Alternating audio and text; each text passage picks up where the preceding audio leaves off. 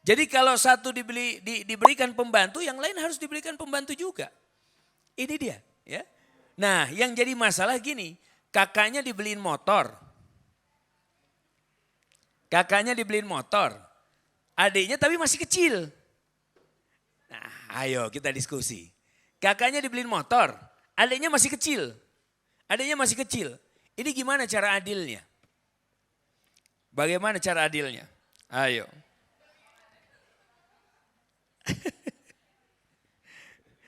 Di dalam riwayat lain, saya bacakan riwayatnya karena kita belajar kitab ya. Saya bacakan riwayat lain. Mungkin kan ada yang belum ada kitabnya. Dalam riwayat lain dinyatakan bahwa Rasulullah SAW bertanya kepada Bashir, "Hai Bashir, apakah kamu memiliki anak selain ini?" Kemudian Bashir mengatakan, "Iya." Ya. Beliau bertanya lagi, "Apakah kamu juga memberikan hal yang sama kepada mereka semua?" Kemudian Bashir mengatakan, "Tidak," jawabnya.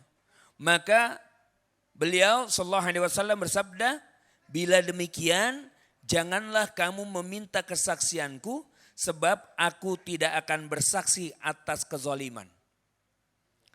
Kemudian beliau bertanya, "Apakah engkau tidak senang bila mereka semua sama dalam berbakti kepadamu?" Bashir mengatakan, "Tentu," jawabnya. Maka beliau bersabda, "Kalau begitu jangan lakukan ini." Kita terkadang membeda-bedakan antara anak yang satu dengan anak yang lain, tapi pengennya semuanya berbaktinya sama kita. Iya kan? Maunya semua berbakti sama kita. Tetapi kita beda-bedakan perlakuan antara satu dengan yang lain. Nah gantian, saya lemparkan kasus ini sekarang. Jadi gimana solusinya? Kalau anak yang besar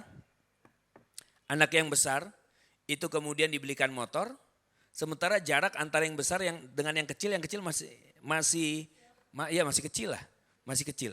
Itu gimana terusnya?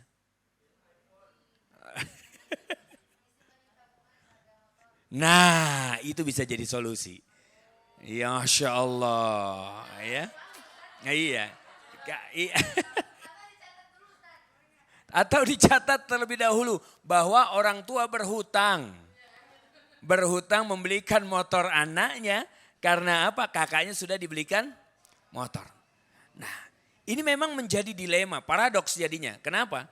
Pada saat kita belikan motor, masa yang kecil dikasih motor juga? Paradoks kan?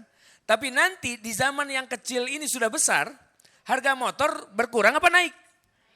Kalau kita belikan, berarti jumlahnya beda harga dong sama kakaknya. Jadi jumlah harga dong sama kakaknya. Terus bagaimana ini? Masa gak ada solusinya? Ya. Gak mungkin Islam tidak memberikan solusi. Ya.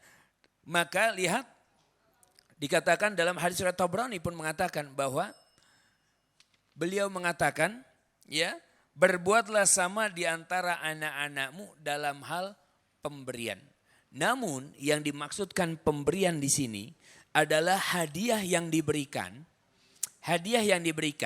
yang sifatnya tidak fungsional. Misal, adiknya belum butuh motor, ya. Kalau adiknya belum butuh motor, ya kenapa dibelikan motor? Enggak fungsional itu. Ya. Sementara kakaknya ini memang lagi butuh banget motor. Maka bukan berarti pada saat kakaknya dibelikan motor, terus kemudian kita tidak berlaku adil kepada adiknya. Tidak. Tetapi dengan satu azam, suatu niat, bahwa satu saat kalau adiknya ini minta motor, di saat dia butuh, orang tua dalam tanda kurung wajib untuk mengadakan bagi adiknya. Kalau enggak, dia termasuk ke dalam golongan orang-orang yang zalim di hadapan Rasulullah SAW. Ini bahaya banget ini. Ya. Bahwa ternyata kita bisa zalim gara-gara apa? Membeda-bedakan antara anak yang satu dengan anak yang lain. Ini yang ke-35.